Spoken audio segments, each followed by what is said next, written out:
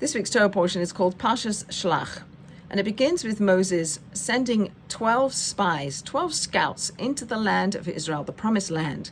What's there? What does it look like? What do we have to do to conquer it, to be inhabitants of this land that God has promised us? 12 spies get sent in. 40 days later, they come back.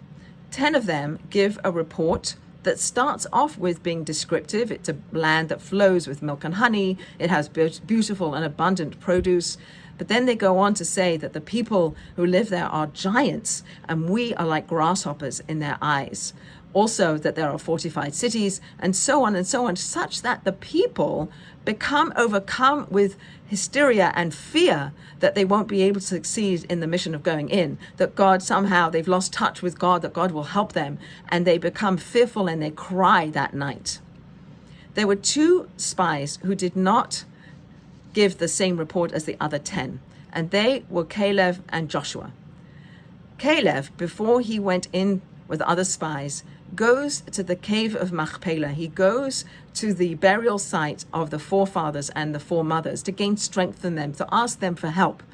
And it also gains strength from knowing that Abraham and Sarah and their descendants will promise this land. So Caleb goes back in time, goes back to the Avos, to the forefathers and the foremothers, to gain strength from them and from the promise that God gave them, that they would be, their descendants would inhabit the land. Joshua is given an extra letter to his name by Moshe. He's given a letter Yud, which represents God. So God will help Joshua. He'll become Yehoshua. He'll become somebody who God fortifies and gives him the strength to withstand the influences of the other spies who are coming back with this negative, evil report, that he'll need God to help fortify him.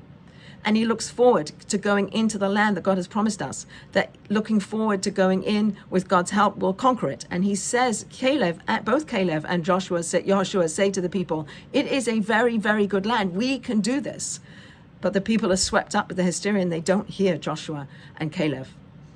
In our days, we're surrounded by lots of noise, lots of voices, lots of negativity and pessimism.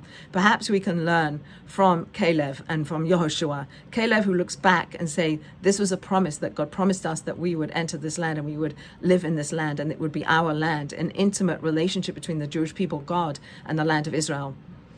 And Yehoshua looks with God, takes God and trusts in God and believes in God and knows that we need God to succeed. We cannot succeed on our own, that we need God to be with us and to help us. So when we look at Caleb and Yehoshua, we look back and we look forward, and we have hope for a better future, and we have a hope for a time where there'll be no more war and no more death and no more suffering, and everybody will live at peace. That's the dream, that's the hope that we aspire for and that we pray for and that we work for.